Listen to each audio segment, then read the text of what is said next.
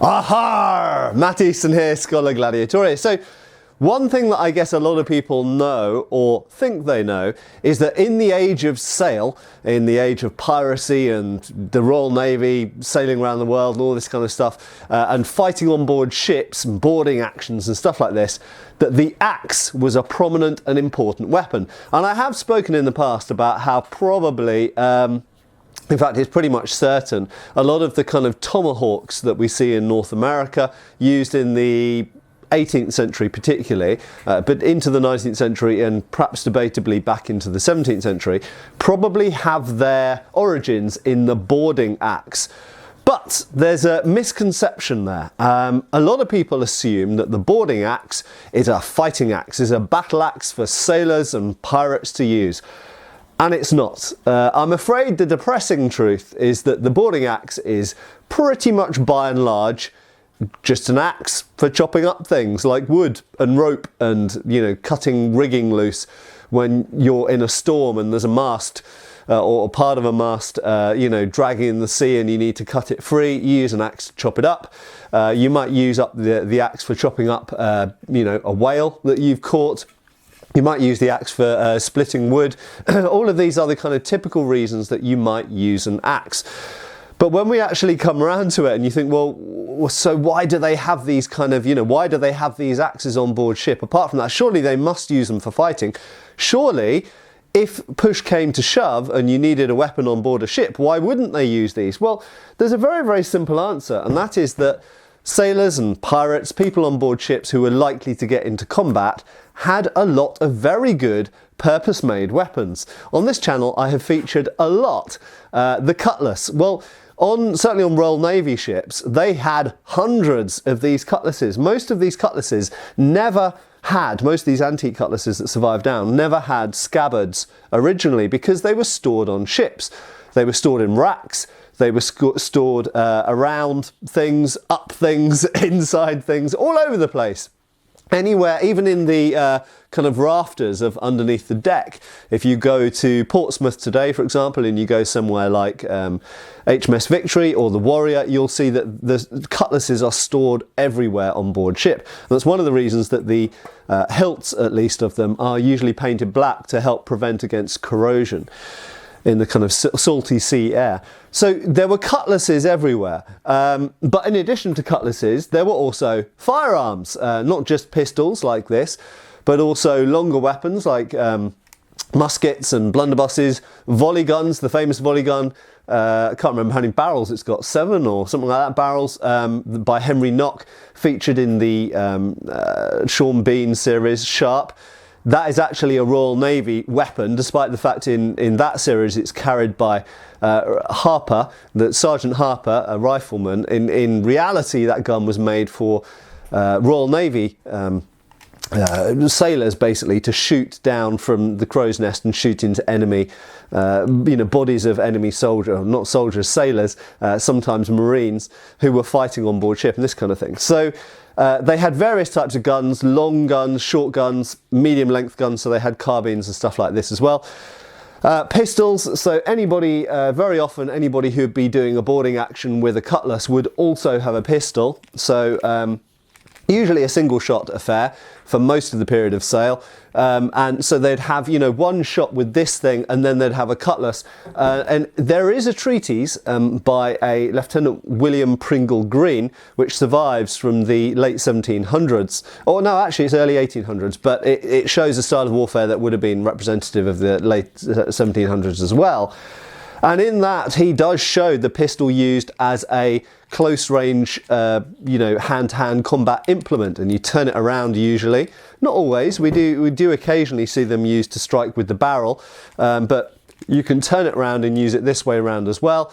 And you could use these two things together. You know, it enables you to parry. For example, if someone lunges at you with a bayonet, with a musket, you could parry one and respond with the other. Someone swings a cutlass at your head, you could block with the gun, either way around. Remember, you've got an iron barrel here, so you could just stick the steel barrel in the way of that at the same time as running the other person through with your cutlass. Or you could do vice versa, of course. You could you could parry with the cutlass, parry the cut with the cutlass, and whack the person around the head with the pistol, or whatever. So you've got these two things equally. I guess you could even throw the thing once you've discharged it at someone. But the point is that you've got two very good weapons here, which mean that you don't really need to use a boarding axe. Yes, you could use a boarding axe, and I know that some people will probably object to this video because they love axes, and you know, I like axes.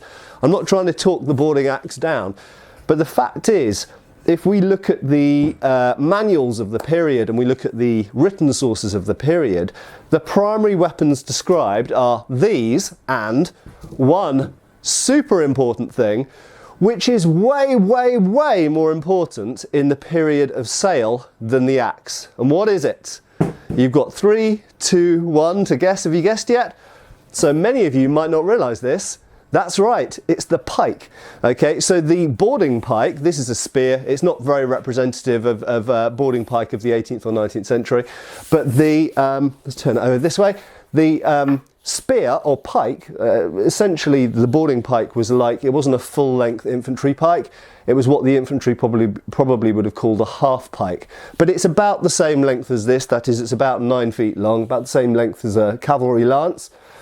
And this was a major weapon used by sailors, and they were stored around the bases of masts, because of course a mast is a very tall piece of wood, and they had racks fitted around the base of the mast such that you could store a whole load of these.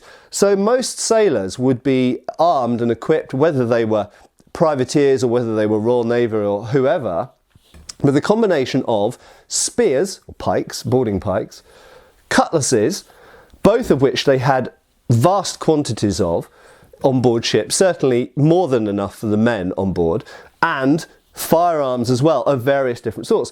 And the other thing to mention as well is that some of those firearms would have bayonets as well, so the muskets and the longer rifles would have bayonets available for them as well.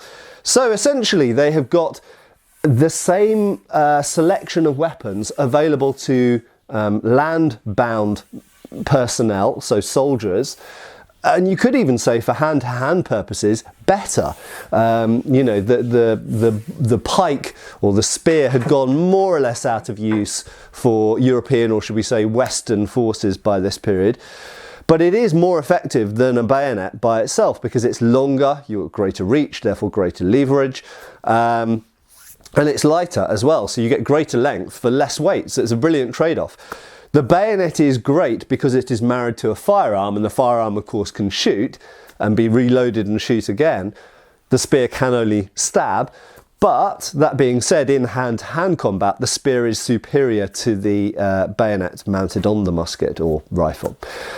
So that's all being said. So one of the best resources we've got this period, as I mentioned, was Lieutenant William Pringle Green, and he deals with hand-to-hand combat with a variety of weapons, including the cutlass, including the pistol, including the bayonet, but he does not deal with the axe or boarding axe or tomahawk. Why is that? Because they weren't primarily weapons. Once again, that's not to say that they might not have occasionally been used in combat, and I'm sure if we look hard enough we can find some historical examples of these being used in hand-to-hand combat. But generally speaking, they just weren't. So I'm sorry if that spoiled any illusions, any fantasies that any of you have out there. But I am here to serve history as always. And much though I love a boarding axe, and much though I think they're lovely things, they are somewhat akin to a fireman's axe. They are a tool, they're an implement that are used for a specific range of jobs and tasks. That's not to say that you couldn't clunk one into someone's head. You could, but given that these people had a whole range of hand-to-hand combat weapons, including pikes and cutlasses and pistols and carbines and everything else, really the boarding axe or tomahawk is a pretty poor relative, unfortunately, compared to these weapons that they had available and in abundance. So there we go. I hope that's been somewhat illuminating for some of you. Give us a like and a subscribe if you haven't done already, and I'll see you really soon for another video on Schola Gladiatoria channel. Bye folks! Arr! Thanks for watching. We've got extra videos on Patreon. Please give our Facebook a like and subscribe if you haven't already. Cheers, folks.